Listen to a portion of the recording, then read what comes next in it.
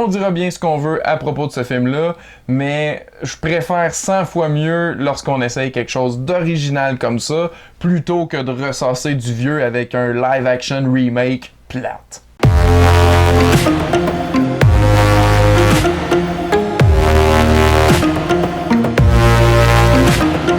Bonjour et bienvenue à Chuck B Critique. Aujourd'hui, je donne mon avis sur le nouveau film de Disney qui explore les origines de la vilaine des 101 Dalmatiens, intitulé Cruella.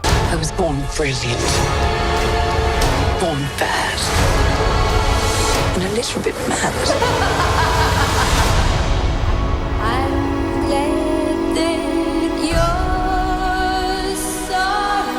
I'm Cruella.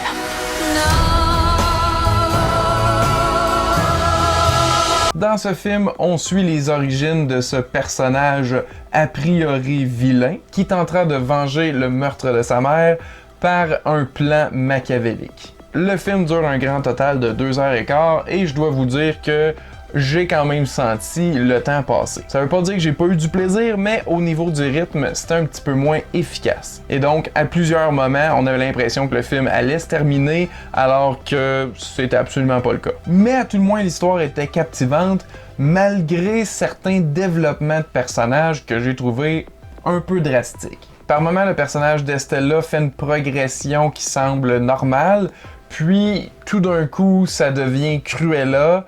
Puis après ça, on revient à Estella, puis après ça, Cruella. C'est l'aspect que j'ai moins apprécié, comment le développement psychologique du personnage était étalé sur son arc narratif. On sent d'ailleurs que c'est un type d'histoire qu'on a peut-être déjà vu et qui rappelle assurément les autres films de ces scénaristes. En ce qui a trait à la réalisation, on n'est pas déçu à ce niveau-là parce que c'est quelque chose de très éclaté, dynamique, original. Ce qui n'est pas si surprenant lorsqu'on regarde la filmographie de son cinéaste Craig Gillespie, qui contient entre autres les excellents I, Tonya et Lars and the Real Girl. On a une reconstitution d'époque qui semble réaliste, mais en même temps avec un style très coloré, ce qui fait totalement du sens avec le personnage et ses créations artistiques. Et d'ailleurs, parlons-en des créations. Les robes ainsi que tout le reste, c'est vraiment fabuleux. Ça aide bien sûr lorsqu'il y a de la bonne musique pour l'accompagner.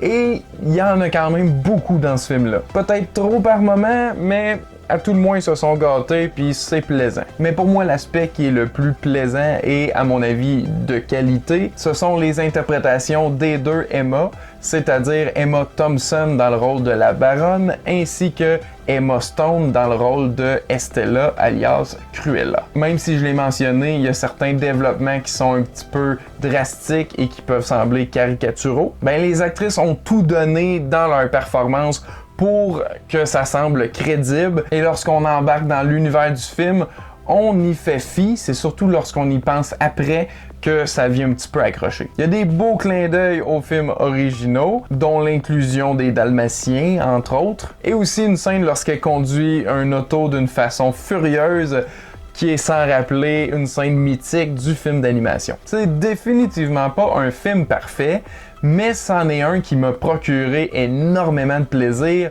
et qui, à mon avis, se démarque du lot de ce que Disney nous sert habituellement. Pas tant que ça, mais quand même complètement différent des Lion King, Beauty and the Beast, puis tout ça qui nous ont servi dans les dernières années. C'est définitivement pas aussi rough que Joker, mais c'est leur Joker, mettons, si on peut dire. Parce que vous pouvez être assuré que dans ce film-là, elle se fait pas un manteau avec de la fourrure de chien. Il y a toute une histoire qui est mise en place pour qu'on sympathise avec elle et qu'on s'attache à elle et ses motivations, mais qu'on soit donc un peu déchiré lorsqu'elle doit faire des actions qu'on peut considérer moralement douteuses. Et donc pour moi, c'est lorsque ces changements de caractère arrivaient que j'approuvais un peu moins les décisions ou agissements du personnage. Mais sachant d'où qu'elle venait, je pouvais quand même comprendre. Mais en conclusion, malgré les petits défauts qui me sont venus en tête en y repensant après le visionnement, mon expérience du film a été vraiment plaisante. C'est divertissant, ça fait changement,